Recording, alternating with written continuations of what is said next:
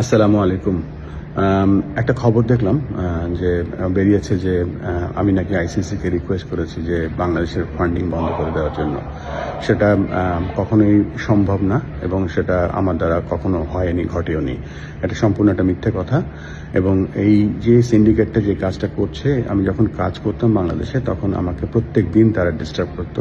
প্রত্যেকটা মিথ্যা কথা তারা প্রতিষ্ঠিত করার চেষ্টা করতো, কিন্তু তারা সবসময় ব্যর্থ হয়েছে, এবারও ব্যর্থ হবে। কারণ একটা উদাহরণ দিতে পারি, যখন আমি বাংলাদেশে ছিলাম প্রত্যেক দিন অনেক মিথ্যা কথার মধ্যে একটা মিথ্যা কথা ছিল, আমাকে প্রত্যেক দিনই দেশ থেকে অস্ট্রেলিয়া পাঠিয়ে দিত, বিদেশে পাঠিয়ে দিত। পরবর্তী তারা মিথ্যা প্রমাণিত হয়েছিল এবং তাদের মিথ্যা কখনোই প্রতিষ্ঠিত হয়নি। এটাও আরেকটা মিথ্যা, কেননা আইসিসির কাছে আমি কখনো কোনো রিকোয়েস্ট, এমন কিছু রিকোয়েস্ট করবো না যাতে বাংলাদেশের কোনো ক্ষতি হোক। আর আমার কথা আইসিসি কেন শুনবে? আইসিসির সাথে সেই অ্যাক্সেসটা আমার নেই এখন। আশা করি আপনারা এই ব্যাপারটা বুঝতে পেরেছেন এবং আশা করি আপনাদের এই ভুল ধারণাটা যেন আমরা ধারণাটা যেন এস্টাবলিশ করি। প্লিজ, আপনার বাংলাদেশ ক্রিকেটের সাথে আমরা আছি এবং বিশ্বাস করুন, বাংলাদেশ ক্রিকেট এগিয়ে যাক, বাংলাদেশ ক্রিকেটের ভালো হোক, এটাই আমরা চাই। ভালো থাকবেন। আসসালামু আলাইকুম।